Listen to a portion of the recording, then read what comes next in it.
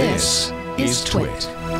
This morning, the FCC held a long-awaited vote on whether to officially abandon net neutrality regulations that would help to keep it involved in protecting the open internet. As expected, under the leadership of FCC Chairman Ajit Pai, the vote split 3-2 across party lines, resulting in the official gutting of net neutrality protections. And joining us to discuss this news is Ernesto Falcon from the Electronic Frontier Foundation. Welcome, Ernesto. Hey, thanks for having me. It's great to have you here. Thanks for taking the time to join us. So the EFF Twitter account, I noticed, called this decision one of the biggest mistakes in internet policy history, which is a very big statement to put out there. Explain the EFF's stance on this issue and what this decision by the FCC could potentially lead to. What are people worried about with this? Well, it is the biggest mistake in its history because it reverses what's been decades of work by the FCC to protect an open internet, both under Republican and Democratic commissioners and chairs in the past. This is the first time, and in a market right now that's very concentrated, where a lot of people only have one choice, where the federal regulator is saying, I think it'll just work out and let's just watch it, and abandon all the legal tools it has to protect consumers and competition and privacy and kind of all the like. This is it's pretty drastic. So I think what people should be ready for is the ISPs are now very free to exert their power in whatever way they choose. There really isn't any law that restrains them. Some people will point to antitrust law, but the problem is the Supreme Court has said that the expert agencies should be the ones that handle disputes amongst companies when it comes to antitrust matters before you get to antitrust law. So, if I sued Comcast under an antitrust claim or the Department of Justice tried to, the courts would likely kick those claims out and point to the FCC and says they're the ones in charge of that. Not, we're not going to have antitrust law play a role when there's supposed to be an expert agency in charge of this. So it's pretty dramatic in kind of what's to come in the coming months and years on this. So what do you say to people who insist that we're actually just returning to the status quo? I mean, a lot of people are saying that, even people that may be on the FCC. What do you say to that? Like, this is just going back to the way it was. Well, it's incorrect as a factual legal matter, and I'll tell you why it's incorrect. As of 2005, when the FCC began to reclassify broadband companies as what are called Title I information services, what they did today. Back then, they always thought they had the power to address non-discriminatory or discriminatory conduct by ISPs and violations of privacy under a theory called ancillary jurisdiction, meaning we have this core power to protect the networks on behalf of the public, and related to that, we can extend that power in other areas that involve communications platforms. Comcast, when they sued the FCC under the BitTorrent issue, when Comcast was throttling BitTorrent and won, really drove, really kind of undermined that legal theory. And then Verizon came in after 2010 and pretty much put a nail in the coffin. So the argument of we're just returning back to what the status quo is would have to ignore all the court decisions that have really curtailed the FCC power to do anything about what are called information services under Title I. Right. Now, Ajit Pai had stated at one point very recently that we're all going to wake up tomorrow after this decision and realize that nothing has changed. But this isn't really about flipping a switch, right? And I should also point out that Ajit Pai, I think it was yesterday, published a video that really just went in the direction of kind of mocking people who would say that this is a bad decision. And I don't know. I mean, did his attempts at humor, does that land flatly when you're talking about the major changes that are happening here?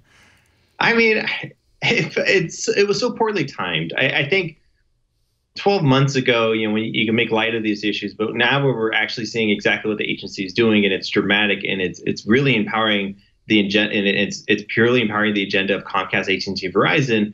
And there's no joke. I mean, there's no laughing matter about this anymore. And the idea that you can do all these different things, while that may be true for the next 12 hours, 24 hours, I'm more worried about the coming years when the contracts that have been negotiated by like Netflix with Comcast and other big companies, when those start expiring and they have to go back to the negotiation table, and now the ISP no longer has laws that restrain what they can do to an edge provider if it doesn't comply or doesn't agree with what they would like to pay.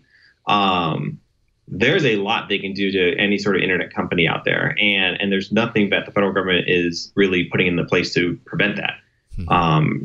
At the end of the day, Facebook, Google, and Netflix and the big companies probably okay because they can afford to pay the extra fees they shouldn't have to pay, but they're going to have to pay it arbitrarily.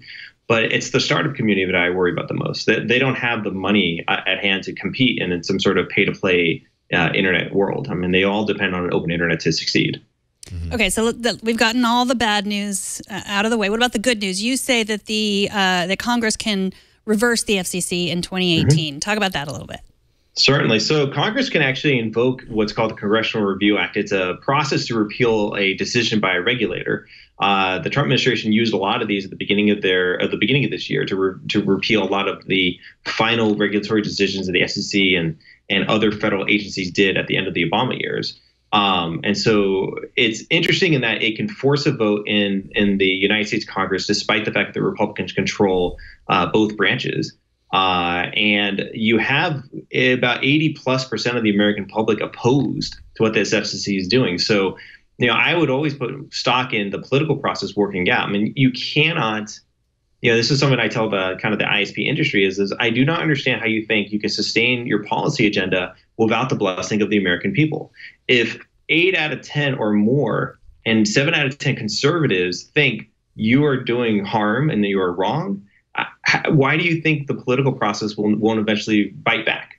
And I think the 2018 year will be a very, very powerful year of people fighting to respond, both in the courts, at the states. A number of states are going to introduce net neutrality type bills, and in Congress.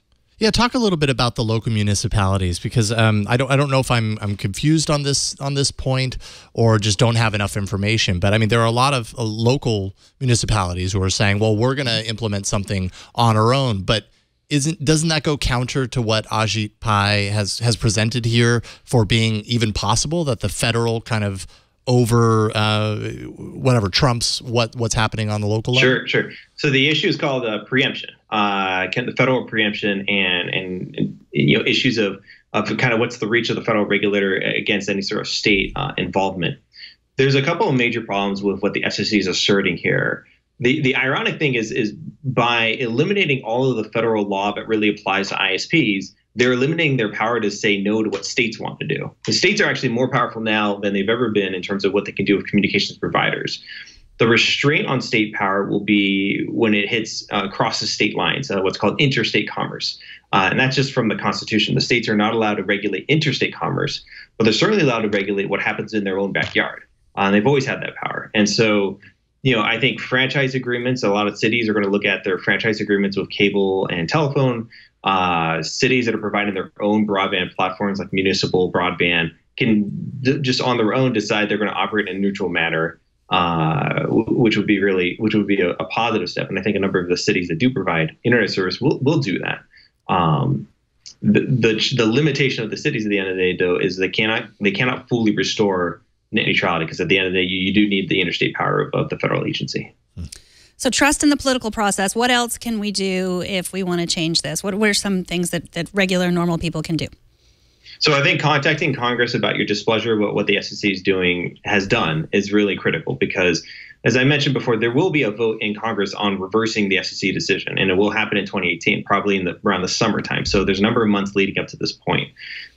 If Congress is successful, and if President Trump is convinced that this is just too hot to handle, too many of the American people oppose what one of his federal agencies has done, at the end of the day, he has to decide where he wants to be, as a politician. And I feel very confident that we have a very super majority of both conservative and liberal voters on this issue.